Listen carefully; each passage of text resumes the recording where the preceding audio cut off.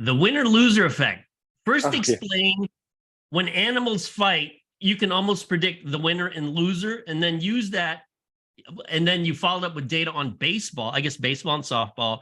And then I wanted to dovetail into the fight sports because I feel like we see the same thing. So first of all, explain it to the audience, and then we'll talk about how it might apply to other sports.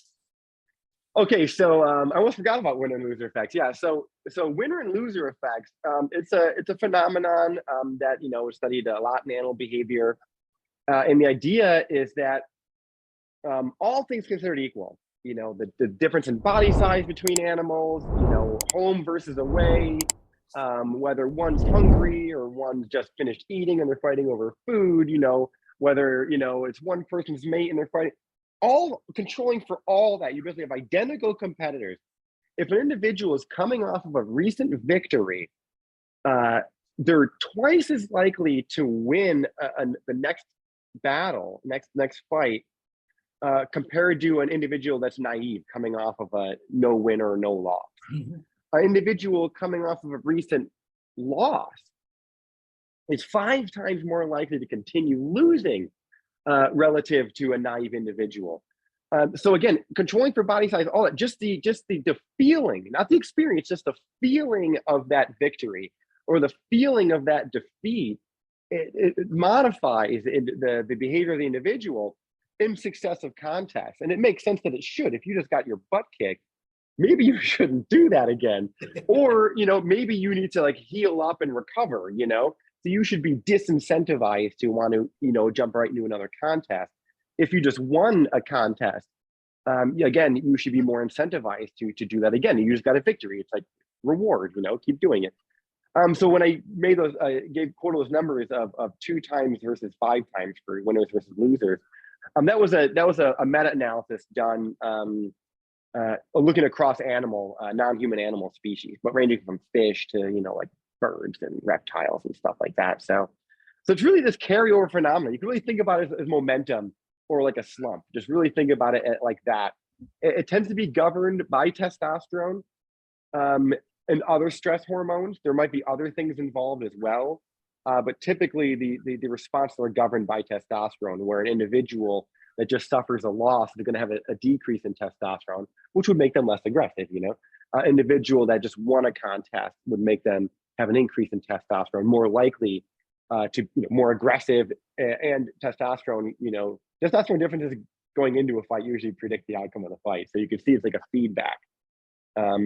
So but these effects they're temporary. They're only about a few hours, maybe a day. It really depends if you're measuring it the physical outcome, like in the contest, or if you're measuring it the physiological response. Those don't necessarily overlap perfectly, but they typically last about a day or so. But you can imagine that if you just say you got your butt kicked, and you don't have to fight again for like another month or a couple of months, that those effects should be washed out of you by then. But not if you're constantly reminded of it. Not exactly. If every time you go on like Twitter or Instagram, you see yourself getting knocked out, then you might just be like, oh. So you can imagine that that the reintroduction of it, it probably can manifest, even though the contest itself might have been in the past. So, right. So with regards to baseball and softball, this is also another study with Andrew Gallup.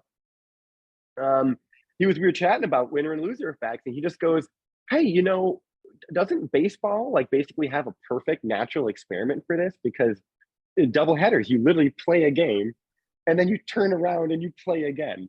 And it's a nice control too, because you're also changing pitchers, so you really are kind of measuring. I mean, if it's the same pitcher, it might be maybe a better control, but you can truly see that if you're even changing some players and you're still having this carryover phenomenon, then you really know that it is something that's just part of the feeling of that win and loss carrying on.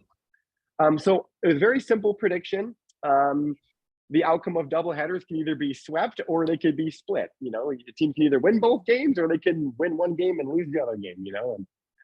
So it should be 50-50 of the time. If all things considered equal, they're equally matched teams, which you can control for when you control for records going into the match. So we find, especially looking at college, baseball and softball doubleheaders, is that when you predict randomly, they should be swept about 50% of the time and split about 50% of the time. You find in college baseball doubleheaders, over 70% of the doubleheaders are swept, and less than 30% are split. And then for softball, about 68% of doubleheaders are swept, and obviously the opposite are split. And now you might wonder, you're like, okay, what the team that's better is going to win both games, But we actually winnowed down the analysis to look at teams that were within 5% of each other with win percentage. So pretty much evenly matched records going into these matches, and it did not change the outcome. There was still percentages they remained exactly the same. There was 70 point something, like I think it went from 70.6 to 70.8 males, and for females, I think it went from 67.5 to maybe 68. So it actually crept up a little bit, but it really shows that you lose that first match, your body just goes, I want to go home and sleep. I don't want to go up there again. And you win, you're just like, give me that person again. Just look at like a UFC fight. You can have individuals that were almost evenly matched, and then they literally don't know who won the fight until they raise someone's hand.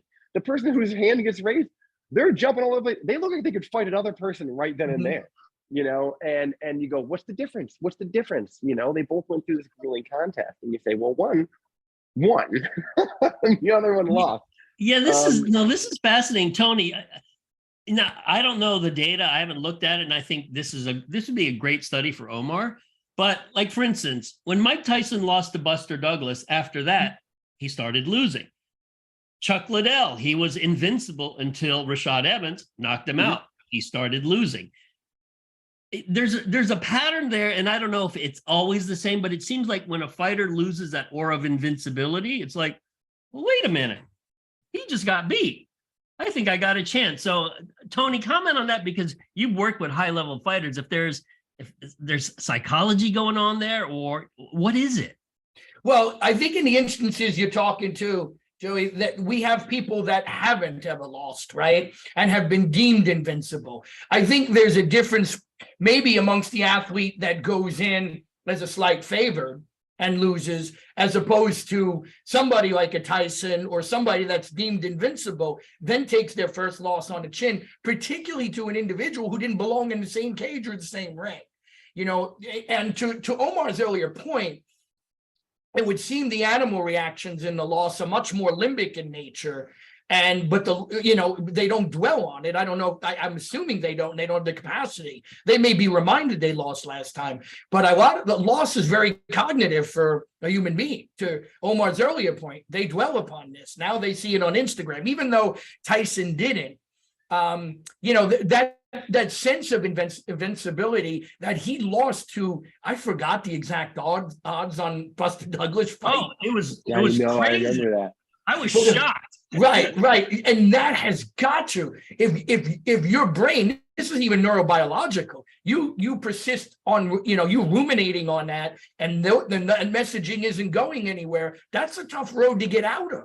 I think the individual that has had wars their entire career is probably going to be better suited for a loss than the fighter, that has been 30-0, and at that given point didn't have a fight go beyond 6 rounds or 7 rounds. That's much more damaging, I would think, from the sports psychology or psychological perspective to the invincible than it is to the person who squeaked out those wins, who has previously lost, but is deemed very good. That's what I've seen. That sense of invincibility does go, particularly if they have an upset. I've seen this in athletes. They make the upset, and then they have 4 or 5 good runs in a row, and then they lose right after that. Boy, there's a switch that's really hard to turn back on again. Because that sense of invincibility or that streak has just been put, it really do feel invincible for a while. And they start to believe that, and they're told that.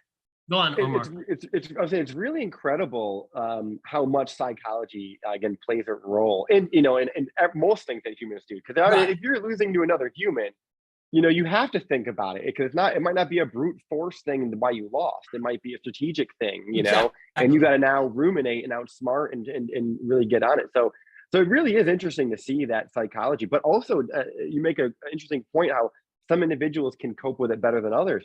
When we look at college baseball doubleheaders, again, they're swept at about 70%. You know, you look at Major League Baseball doubleheaders, and they're swept about 55% of the time. So the winner and loser effect is much more diminished in the professional crowd than it is in the amateur ranks. And you might kind of wonder, there's also a larger break between the contest in Major League Baseball. They have hours as opposed to like 15 minutes for college. However, part of what makes you a professional is you can cope with losses. You can go up there and strike out swinging and look like a complete ass, and then get back up and then just forget about it right away, and then do well the next round. If you dwell on that down performance, you're not going to be a very consistent athlete, which means you're not going to get drafted. You're not going to sign a contract. You're not going to make it. So that's one thing that Andrew and I always kick back and forth when we talk about winner and loser effects is how important would this be for the, like, say, scouting department, to not just measure someone's physical attributes like their 40 time and their height and their weight, but how vulnerable are they to continuing low performances? Exactly. Like, how streaky are they? How susceptible are they? And can you measure that in an individual athlete? And should that be something that you consider when it comes to building a team?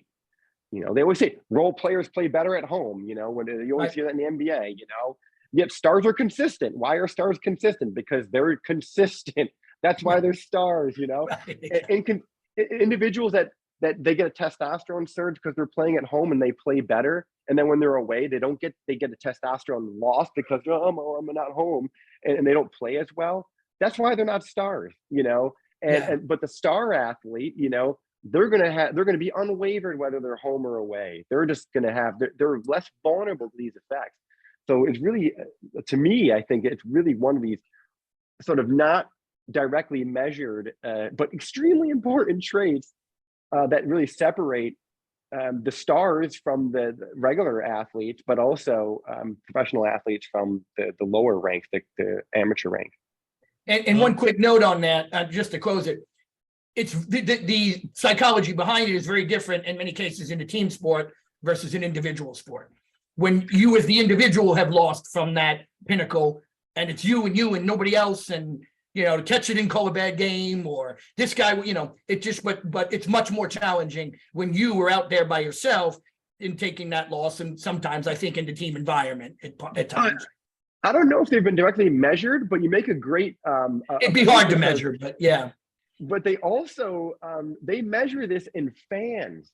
So they measure this in soccer fans. So individuals watching the contest, when their team wins, they have a winner effect. They have an increase in testosterone when their team wins. When their team loses, they actually have a decrease in testosterone. And I was teasing or joking with my class about it, saying, you know, what happens after like a team wins like the World Series or something like that? Like, they all get this surge of testosterone, they all have sex, and then they have a bunch of babies. Or they burn the city down like a lot of cities do. But when the team loses, I bet there's a decrease in pregnancies resulting in that weekend of the loss, you know. But it's funny, yeah, it can carry with you if it's a team, because or if you're just a fan of the team, if you're just a fan. But I imagine for a fighter, that's got to be the much more devastating loss fighting or something like wrestling than something like where it's a sport where you just missed like a shot or something. Someone just physically manhandling you and just making you just tap out or just knocking you out cold. That's just going to sit with you a little differently than like, oh, the ball bounced out, you know, or the ref made a bad call. Like, one of them's going to eat you to your core, you know. You're gonna look at yourself different in the mirror, you know. You're gonna look at your kids, you know, like oh, I'm a failure. So one of them's going to make you feel a lot different, obviously, than the other. So.